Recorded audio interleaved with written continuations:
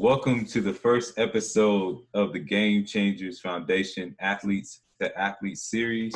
Our mission is to help current and former athletes in sports, business, and life. Today's guest needs no introduction. He's a special guy to me, like a little brother to me. I'm honored to introduce none other than Cameron Lynch. Cameron is a NFL veteran, and he's going to tell you more about his career.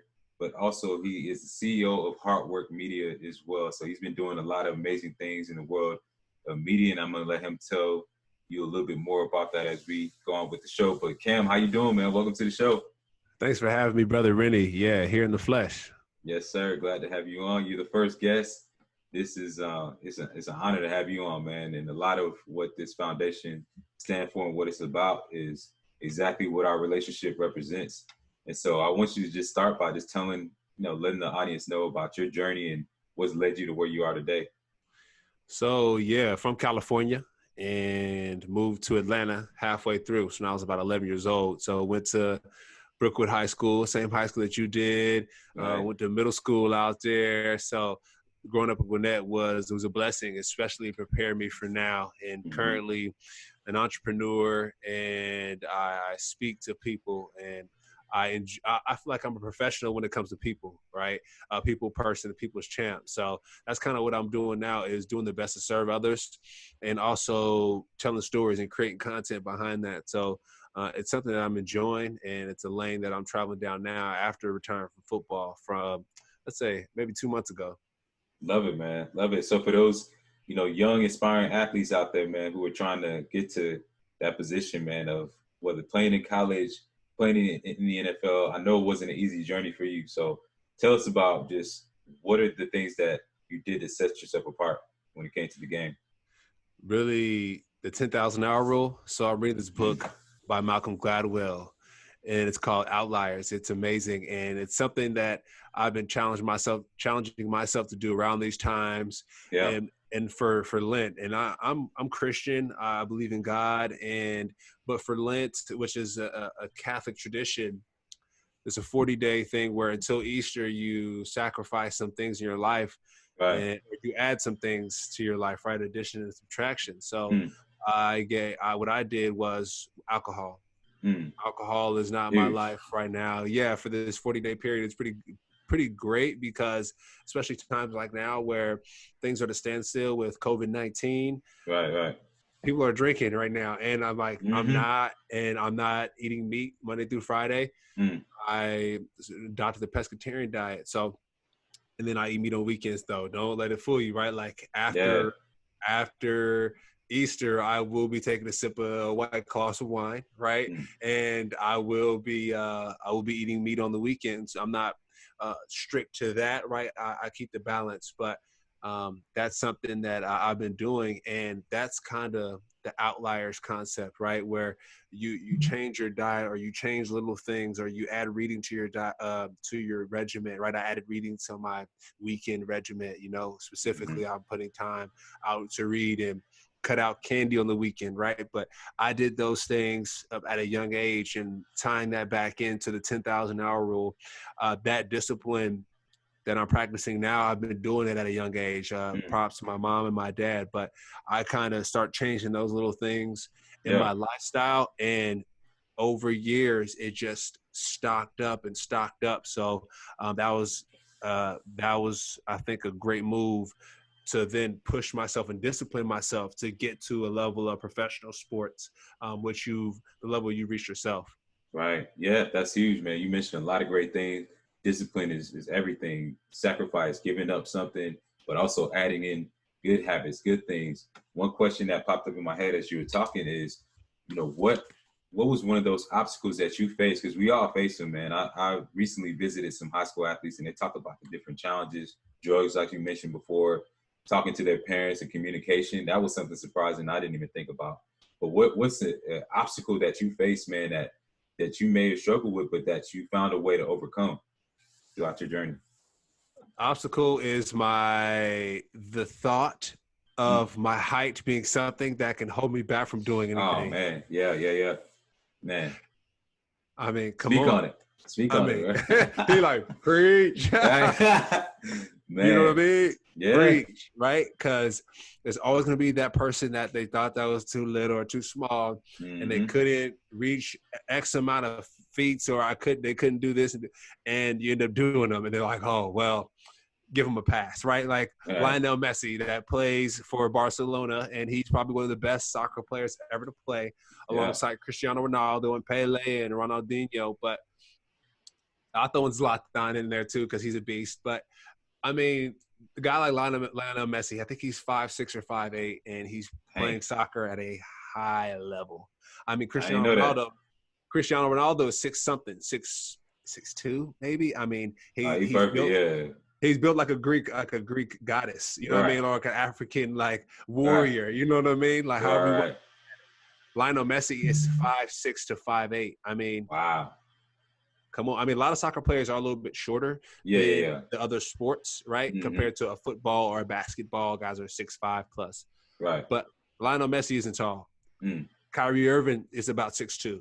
Like on Iverson, it was about 6 feet tall. I mean, he almost beat the Lakers by himself. So you think about it.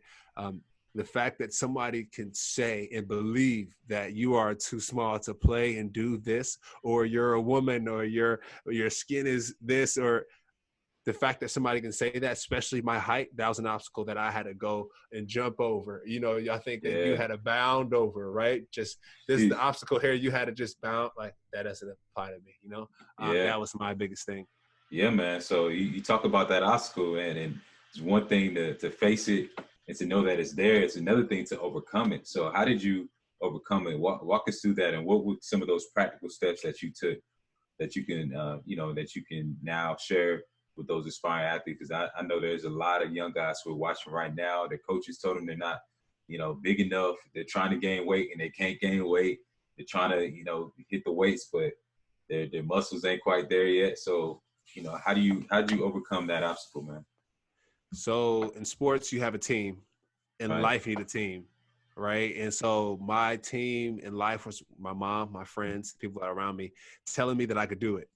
Right. I never forget my mom had a poster at my house, in my room. And on the poster, it says, "You are a 1 in a million." Oh my, like every day I woke up, went to sleep, woke up, I saw the poster. You know what I mean? Every day I'm looking at it. And it was like that self-talk, right? That people around you. So the people that you're around, 1, and then 2, that self-talk that you say to yourself every day. And I told a story that I took an opportunity when we talked about a sudden change, right? Something that happened immediately, you have to jump in.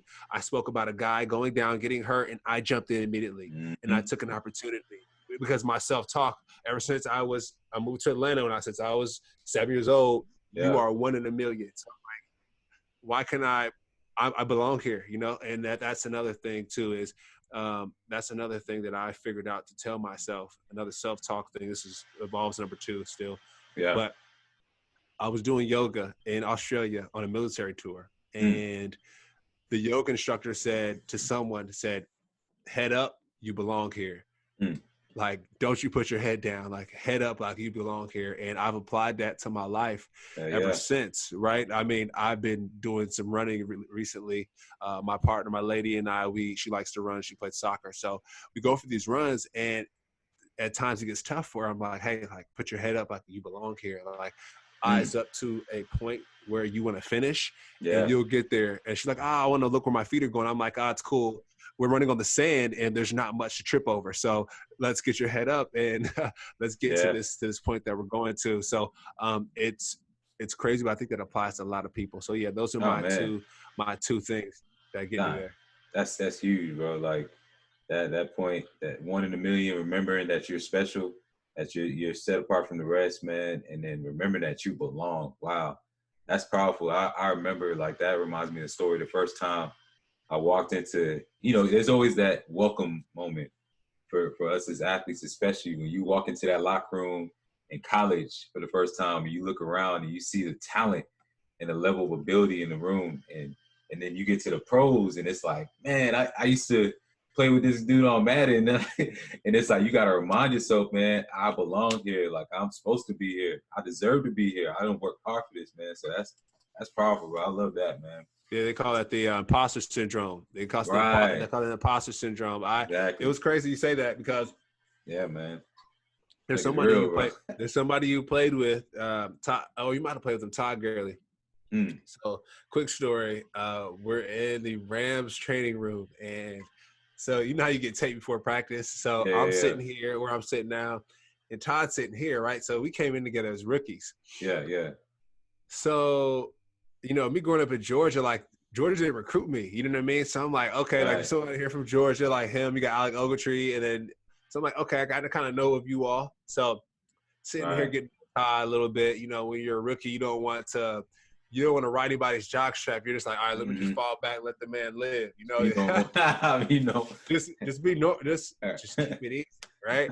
So, I mean, you got guys like James Laurinaitis who played at Ohio State, who is like the leading tackler, legend, right? You got legends, right? But you got Aaron Donald. I mean, come on. But I'm just sitting next to Todd. This is the Todd story specifically, and so Todd's sitting here getting his ankles. I'm getting my ankles taped.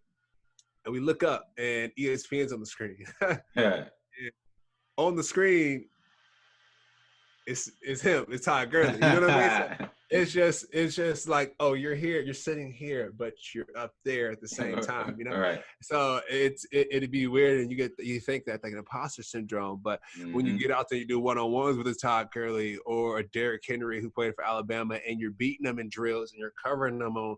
I mean, it's like like I belong here. You know what I mean? So it's like I said, that confidence thing, and it's like that self-talk that really gets you to understand that people are normal, rather whether if they're on a screen making millions or speaking to you about what we go eat today, Cam. You know what I mean? Like it's really cool. But that's I think a lesson too that people should understand is, hey, you belong here. Imposter syndrome is real. Yeah. Getting over that is important. Yeah, and that's a powerful story, man. And I'd love for you to talk more about that confidence piece, man. When you step out on that field and you look across the sidelines, you in one-on-one drills with the Todd Gurley, what's going through your head, and how have you prepared for that moment to be able to excel and dominate when it comes to your competition, and especially at this level? Because that's something I talk about a lot, is just your mindset when you're in those moments. Talk about that. That moment when I'm doing one-on-one drills with Todd Gurley, you said? Yeah, like what? I mean, any situation like that, a Derrick Henry, these are the highest performing athletes, bro. You got to cover him man to man. You got to perform. Your job's on the line. You know how it is. So, how do you prepare for those moments? What's going through your head? What's the self-talk? Because I think this will help a lot of people. Really, it's a lot of the conversation. A lot of times, it's kind of like jumping off a cliff into water. You know what I'm saying?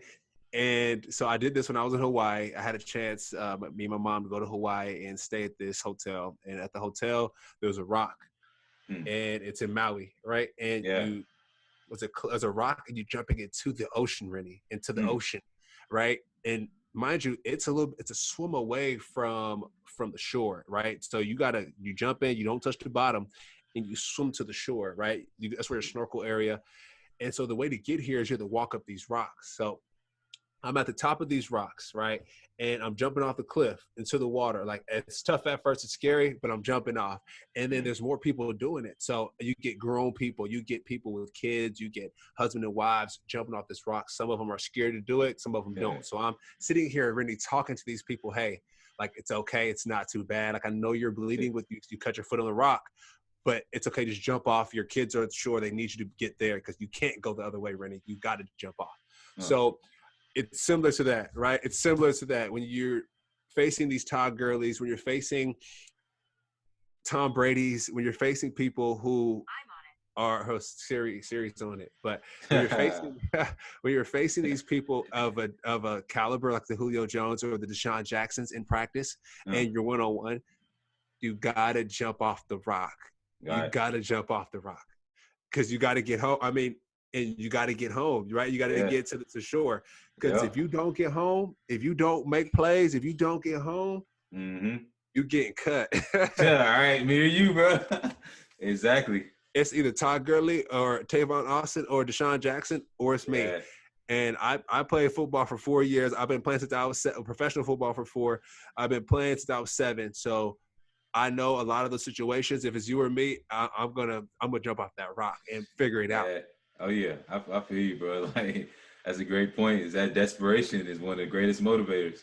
So you know you're back against the wall, and it's that it's warrior mentality, man. So I feel you on that. Appreciate that. Um, the next question I have, man, you mentioned the importance of having a team, and on that note, I just want you to share about who were some of those mentors that were along your journey, man, who really made an impact and made a huge difference for you into where you are today. So I would say for my team, when it comes to the journey along the way, right? Mm-hmm. When it comes to sport, I definitely looked up to you in high school. Mm. So in high school, you had 200 tackles on the year, right? I had 198. So Mm. like that was like always a benchmark. Like, okay, Rennie had two, like I got to get close, Yeah, doing that, and then Kobe, of course, you got your Kobe's sports yeah, for wise. sure. I'm in the sports. You got your Kobe's who pushed you. You got your Serena Williams. I got to shout out to the female athletes as Mm. well because Yeah, she's killing it since she was 16. right. You got your Gabby Douglases. Even though I retired playing football, you look back and you're like, wow, Yeah. that's an incredible person. And then you get your let's go into your golf, your Tiger Woods. You know what I mean, Mm-hmm. Tiger Mm-hmm. Woods. So I would say those are probably my top five. When it comes to moving forward in sports, like you top five are like the people that I look to move forward. Yeah, I And then appreciate just that. yeah, much love. And then personally in life in general, I would say, of course, you got your parents, then you got my mom and my dad, and then Yeah. my friends who also serve that business role, but also Mm-hmm. best friend role as well. That person that's going to tell me no, you know what I Yeah, mean? yeah, yeah. So yeah, I got a handful of those on my personal side and business side, but then Yeah. that's my sports list as well. No, I love it, man. That's so important, and that's something, of course, that we try to focus on here with the Game Changers Foundation is the importance of mentorship. And you were somebody that I looked at, man, as a little brother, and I really saw just bigger than sports, bigger than the game, just to really give back and just to really inspire, man. And that's what really motivated me beyond just that competition and the desperation. It was thinking about guys such as yourself, and it's awesome to see now you doing that same thing, and I know that you're impacting and inspiring so many young ones, man. So and that brings me to my next question, man. What are some of the things that you're doing? And yeah, I know you travel everywhere, man. You're doing so many amazing things. So proud of you. But what are some of those things that you are waking up every morning thinking about and wanting to do to really impact and inspire? Well, it's funny you say that. So yesterday was like the 1 year anniversary of my production company, my media company, and Right. what I said was like waking up every morning, like what I want to do is I want to win and I want to learn, right? Because we look at sports, we're tying us back to sports. This is the Game Changers organization here, right? And we're Yeah. speaking about a game. Speaking about the game of life, and life with sports, you get it's the win or the loss column, right? Either you win or Yeah. you lose. Mm-hmm. You're hired or you're fired. Like that's one of the two, All right. and that's that's the game, right? That's the sport. The sport Mm-hmm. in the game of life is you're gonna get a lot of wins, a lot of Right. W's, right? And then you're gonna get a lot of learned lessons as well. Mm-hmm. Yeah, and life there's no point system in life, right? Right. It's you either win or you learn in Right. life, Right. and I'm gonna take that another step. So you spoke about traveling. A lot of my travels have been with sport and through the military. Mm. um, my dad, he is a postal inspector, or he was a postal inspector. He's big in security, so he carries a weapon with him, and he's licensed to do that. And he's a serviceman. He's a hero to me. And I know a lot of people, my family and friends, who served in Vietnam, Yeah. different things. So when I travel with the military, I've been doing it for about 4 years now. It's called Pro Tours and Armed Forces Entertainment. So only reason why I go overseas and hang out with the military is because I want to support them based off my situation, right? Being Mm. with my father being a postal inspector, him carrying a gun, I want to support those troops and those people because that's something that's important to me, right? I go up there wear my Rams jersey or my Buccaneers jersey. It Yeah. brings a sense of home to them, and supporting them while they're fighting for our country is important, as my dad does in the States as well. Love it, man. Love it, love it. I got a few more questions, man. What the next question I have is, you recently gone through the transition, and I know it's still going on. It's still a process. It's a long. None of us really, I believe, truly ever fully transition. But from just where you've been so far, the things you've learned, man, what would you say to those athletes who are going to be preparing to transition out of sports one day? So the athletes preparing to transition out of sports, right? Because we're Yeah. constantly transitioning. It's a continual process, Right. and we're constantly growing. We're constantly changing.